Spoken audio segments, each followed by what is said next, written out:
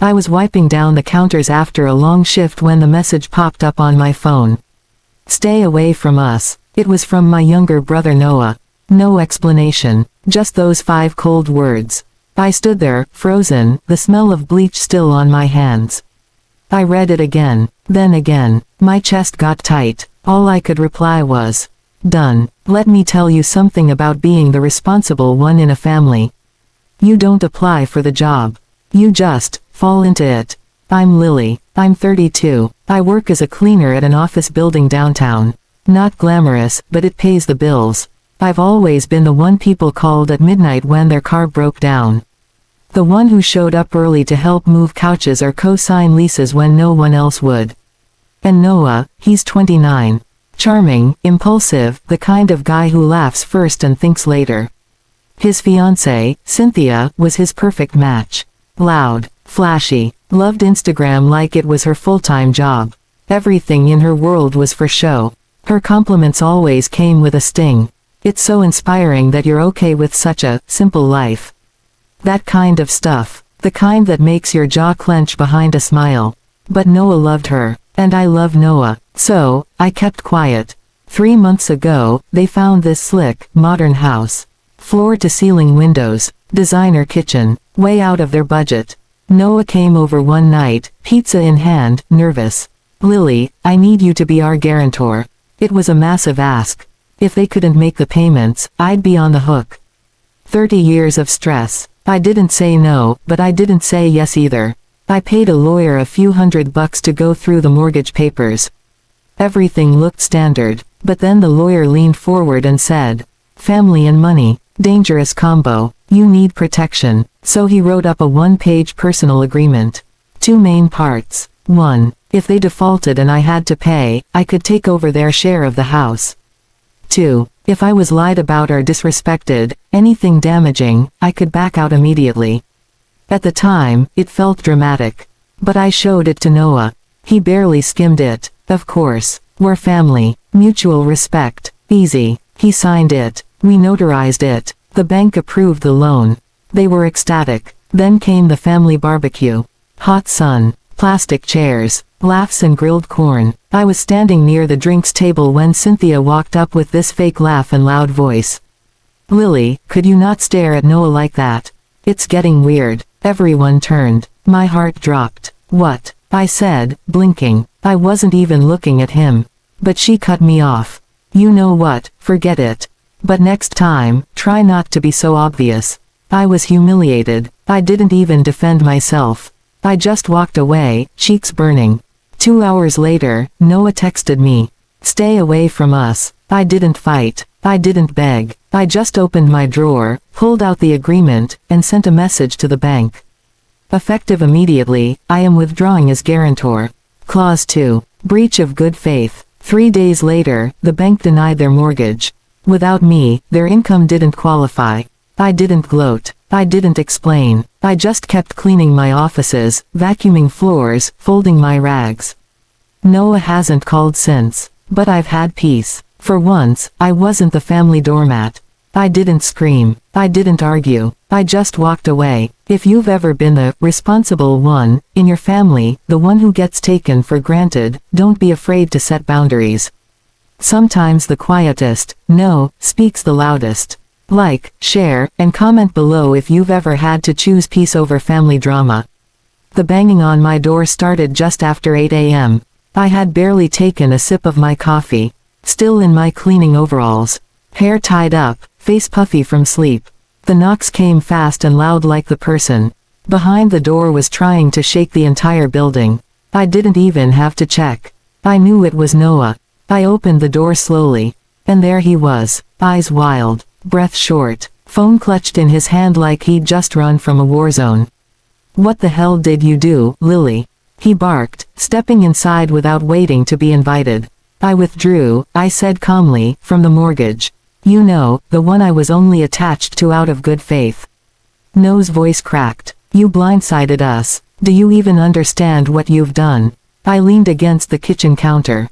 "Do you understand what your fiancée did? She told you I hit on her. She made up a disgusting lie, and you believed it. Without even asking me if it was true."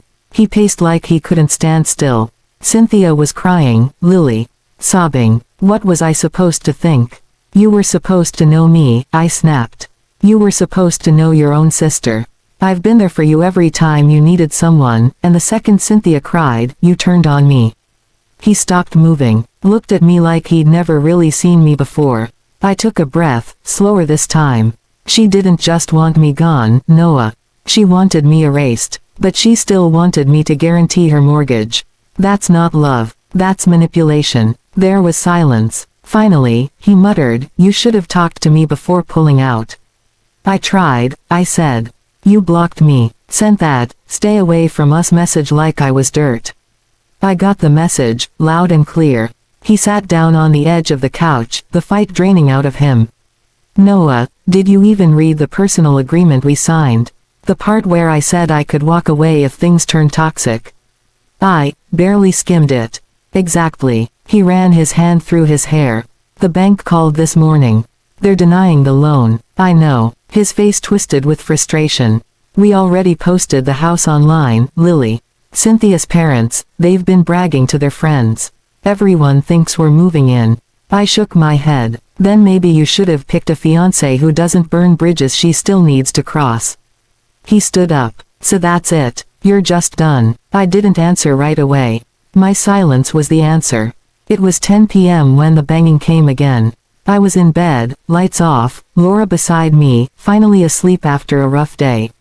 We'd both been carrying the weight of this for weeks now, me, silently, her, loudly. I grabbed my robe and went to the door. I didn't even need to check the peephole. I already knew. It was Noah. He looked like he hadn't slept. Shirt wrinkled, eyes red. His face was pale and twitching like he was holding back either a scream or a breakdown. I opened the door and didn't say a word. What did you do? He said. His voice cracked. Then, without waiting, he barged right past me into the living room. I closed the door quietly. Then said, exactly what you told me to. I'm staying away. He turned on me, furious. The bank called. The loan's gone. They said you pulled out. You torpedoed the whole thing. MWHY. I just looked at him. My heart was pounding, but my face stayed still. Are you serious, Noah? You accused me of trying to steal your fiancé. You told me to get out of your life. And now you're confused about why I wouldn't want a $400,000 loan tied to you. That was personal stuff, he muttered, pacing. He ran both hands through his hair.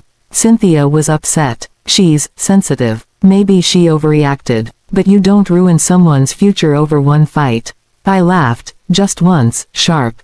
A fight. Noah, a fight is when we argue about who forgot Mom's birthday. What Cynthia did was character assassination. And you believed it, asterisk instantly. No questions. No call. Just a text. Stay away from us. His phone buzzed again. The screen lit up with Cynthia's name. Her voice came through faintly from the speaker. Is he fixing it? Tell him. He has to fix it.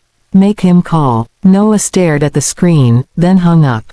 His face changed, harder now. Like her voice flipped a switch in him. You have to call the bank, he said. Low, angry, like an order. Tell them it was a mistake.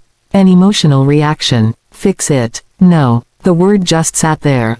Heavy. He blinked. What do you mean no? I looked him dead in the eye. I mean no. The decision is final. I'm not a light switch, Noah. You don't get to flick me on and off whenever it's convenient. I'm not your ATM. I'm not your emotional punching bag. I'm done. He just stared. And for a second, just a second, I saw the little boy I used to walk home from school. He looked scared, like he wanted to say something real. But then his jaw tightened. His posture changed. Cynthia's shadow slipped back into his face. So you're really going to let our dream die? He said, bitter. Out of spite. I stepped back. Not angry now. Just tired. No. You let it die. You two set it on fire. I'm just walking out of the smoke. He didn't say another word. Just walked out. The next morning, the phone rang at 7:15 a.m. Mom. I let it go to voicemail the first time. Then it rang again. I picked up. Her voice was already tense. Noah is devastated. He hasn't eaten. Do you know what this has done to him? Hi, Mom, I said flatly. Lily, families are supposed to work through things. You don't throw people away. I closed my eyes. I didn't throw him away. He chose to believe a lie, and he told me to disappear. She sighed. But you're the older one. You always take care of things. That's what you do. And there it was, the guilt trip I'd rehearsed in my head for days. The part where I was supposed to cave. Be the fixer. Be the good daughter. But something inside me had hardened. I'm done cleaning up for everyone else, Mom. This time, they can live in the mess they made. Click. The only part one wasn't fully ready for, was the effect it had on Laura. She was furious, yes, protective in a way I loved. But also heartbroken, because she and Noah had been friends once. She'd known him almost as long as I had. And now they're mutual friends, people who only knew Cynthia's version of the story, were starting to choose sides. And most weren't choosing us. One night, Laura sat beside me on the couch, her phone in her lap. They've removed me from the group chat, she said quietly. I looked at her, saw the pain she didn't want to admit. I'm sorry. She blinked fast. I thought Noah was different. I thought he was your brother. And I thought he cared about the truth. I pulled her close. Me too. The subject line was the full story. That's all I called it. The body of the email was only 2 sentences. Before you decide who the villain is in this situation, please read this. I won't be responding to any more messages about Noah and Cynthia. I attached the PDF, clean, organized, and undeniable. The notarized agreement. No's text telling me to stay away. The dates, the tone, the truth, undeniable and plain. Then I hit send, and shut my laptop. That night was quiet, but not peaceful. Laura brought me tea and sat next to me on the couch. Neither of us spoke for a while. She just rested her head on my shoulder while we listened to the sound of our neighbor's TV through the wall. I finally whispered, I think I was more afraid of the letter than the lawsuit. She looked up. Why? Because, the letter tried to rewrite reality. And it almost worked. It made me doubt what I knew was true. Laura didn't respond right away. Then she said something I'll never forget. You cleaned their floors, their lies, their messes. For years. But now you're cleaning your own space, and they can't handle that. Update 3. 2 days after I sent the email to my parents, I got a text from my dad. We read everything. We understand. Take care of yourself, son. Short. But more than I expected. Mom didn't say anything, but she started sending me those strange middle ground signals, forwarding pictures of my niece's drawings, liking old photos of Laura and me on Facebook. That was her way of saying I'm not choosing sides, but I miss you. And then, the silence from Noah and Cynthia, turned into noise again. It started with whispers. One of my old coworkers, Darren, called me during lunch. Hey, man, did you hear Cynthia's trying to launch some fundraiser now? Saying they were betrayed by family, lost their dream home, asking people to donate to help them start over. What? Yeah, he said, chewing something on the other end. I saw it shared on her Instagram. A big emotional post. Hashtagged, blessed but broken or something ridiculous. I didn't even know whether to laugh or be furious. Laura did both. That woman is unbelievable, she said that night. She lies, slanders, tries to sue you, and now she's crowdsourcing pity money. She's not even good at being subtle, I said. I stayed silent. I didn't respond. But more people started texting. Some apologized for not checking in sooner. Some admitted they had believed her version, at first. Some didn't say anything directly, but they unfollowed her. And a few mutual friends. They reached out to Laura privately, asking if she felt safe around me. That was the one that really gutted me. Not because I cared about the gossip, but because my girlfriend, my anchor, had to defend my name for something I never did. It's fine, she told me gently. I don't mind. I know you. That's what matters. But I could tell, it was starting to wear on her, too. Last night, a text came through from a number I didn't recognize. Hey, it's Noah. I just stared at the screen. Laura glanced over. Are you okay? I nodded slowly. It's him. She sat up straighter. What does he want? I opened the message. The rest of it said. I don't expect a reply. I just wanted to say, I'm sorry. I didn't think it would go this far. I didn't think you'd actually walk away. But you were right. And I'm sorry. I read it twice. Then a third time. There was no demand, no blame, no excuses. Just 6 words that stood out to me. You were right. And I'm sorry. I didn't text him back. Not out of spite, but because I didn't know what to say. What do you say to someone who helped ruin your peace, then suddenly seems to realize what they've done, a little too late? Earlier that day, my dad had sat across from me at my small kitchen table. He looked tired, older somehow. We'd talked for an hour. He held the printed agreement in his hand the whole time, tracing the signature at the bottom No's name in thick blue ink. I didn't know, he said, voice low. Your mom and I, we believed what he told us. We believed her. I nodded. I know. He looked up. You could have fought dirty, you know. Posted the truth online. Sent that contract to the whole family. I know, I said again. But I didn't want revenge. I just wanted out. He studied me for a moment. You're stronger than I gave you credit for. Update 4. Word spread quickly after that conversation. Quietly, carefully, Cynthia's version of the story started to crumble. One aunt stopped replying to her group chat updates. A cousin who'd called me, jealous, apologized, awkwardly but genuinely. Some family friends reached out just to say they were thinking of me.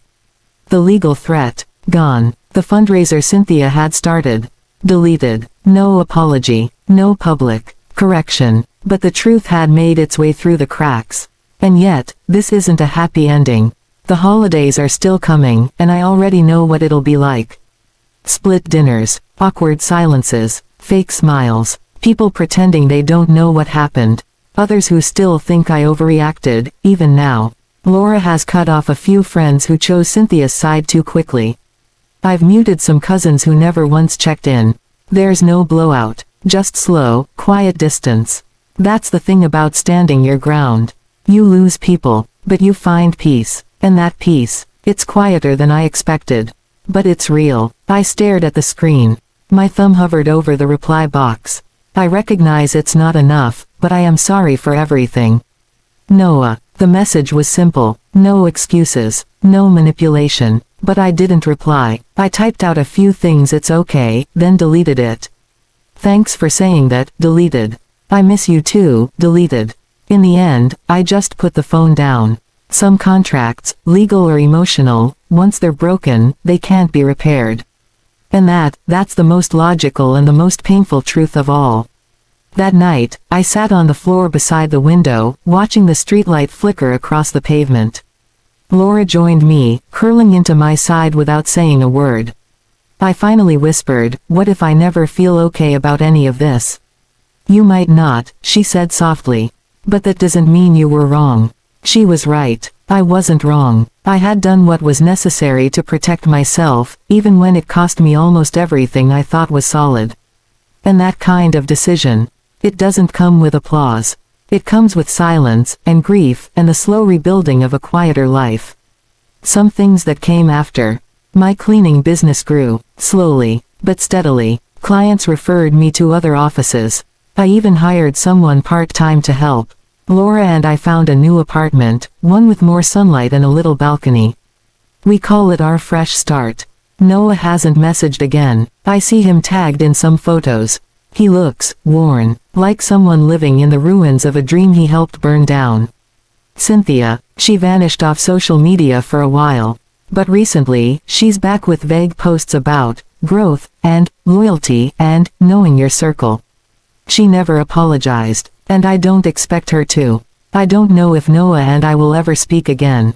Maybe one day we'll sit across from each other and say what really needs to be said. Or maybe not. Some endings aren't clean. Some relationships don't bounce back. And sometimes the person you protect has to be you. If you've ever had to choose between protecting your peace and keeping the peace for everyone else, this story is for you. It's okay to walk away. It's okay to let go of the people who refuse to see your worth. And it's more than okay to choose yourself, even when it hurts. Share this if you've ever had to make a hard choice for your own healing. Drop a comment if you've been the responsible one in your family. And don't forget, your boundaries are not punishments. They're survival.